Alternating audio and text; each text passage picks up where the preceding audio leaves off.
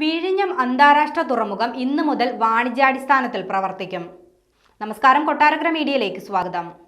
Trial run കാലയളവ് പൂർത്തിയായതോടെ വിഴിഞ്ഞം അന്താരാഷ്ട്ര തുറമുഖം ഇന്നു മുതൽ വാണിജ്യാടിസ്ഥാനത്തിൽ പ്രവർത്തിക്കും. ഇതിനകം തന്നെ വലിയ മത്സരക്ഷമത കാഴ്ചവെച്ചാണ് അന്താരാഷ്ട്ര തുറമുഖ മേഖലയിൽ വിഴിഞ്ഞം ഇടമുറപ്പിക്കുന്നത്. അടുത്ത 4 വർഷത്തിനകം 10,000 കോടി രൂപയുടെ നിക്ഷേപം ഇറക്കി പദ്ധതി പൂർത്തിയാക്കാനാണ് അദാനി പോർട്ട് അധികൃതരും സർക്കാരും തമ്മിലുണ്ടാക്കിയ ധാരണ. വിഴിഞ്ഞം തുറമുഖം പ്രവർത്തന സജ്ജമായി 4 മാസം മാത്രം പിന്നിടുമ്പോൾ വലുതും ചെറുതുമായ 70 വെസലുകളാണ് വന്നുപോയത്.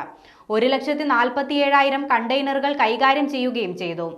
GST ഇനത്തിൽ ഇതുവരെ 18 കോടി രൂപയോളം സംസ്ഥാന സർക്കാരിലേക്ക് വരുമാനം എത്തിയിട്ടുണ്ട്. ഒരു സാമ്പത്തിക വർഷത്തിനിടെ ലക്ഷ്യമിട്ടത് അതിന്റെ 1/4 ഭാഗം കൊണ്ട് പൂർത്തിയാക്കിയതും തുടക്കത്തിലെ സാങ്കേതിക ബുദ്ധിമുട്ടുകൾ അതിവേഗം പരിഹരിക്കാനായതും വലിയ നേട്ടമായി കാണുകയാണ് വിഴിഞ്ഞം അന്താരാഷ്ട്ര തുറമുഖ കമ്പനി. ലോകത്തെ വൻകിട ഷിപ്പിംഗ് കമ്പനിയായ മെഡിറ്ററേനിയൻ ഷിപ്പിംഗ് കമ്പനി അവരുടെ ഏഷ്യ യൂറോപ്പ് സ്ഥിരം ചരക്കുപാതയിൽ വിഴിഞ്ഞത്തെ ഉൾപ്പെടുത്തുക കൂടി ചെയ്തതോടെ നിലവിലുള്ള സൗകര്യങ്ങൾ മതിയാകാത്ത സ്ഥിതിയുണ്ട്. അതുകൊണ്ട് തന്നെ അടുത്ത ഘട്ട വികസനം അതിവേഗത്തിൽ നടപ്പാക്കാൻ അദാനി പോർട്ട് നിർബന്ധിതരായിരിക്കുകയാണ്. 400 മീറ്ററോളം നീളമുള്ള കപ്പലടക്കം വിഴിഞ്ഞത്തെത്തിയിട്ടുണ്ട്. ദക്ഷിണേന്ത്യയിൽ തന്നെ ആദ്യമായാണ് ഇത്രയും നീളമേറിയ കപ്പൽ നങ്കൂരമിടുന്നതെന്നും ഏറെ പ്രതീക്ഷയോടെയാണ് കൊമേഴ്ഷ്യൽ ഓപ്പറേഷൻസിലേക്ക് കടക്കുന്നതെന്നും വിഴിഞ്ഞം ഇന്റർനാഷണൽ സീപോർട്ട് ലിമിറ്റഡിന്റെ MD ദിവ്യ S. അയ്യർ പറഞ്ഞു.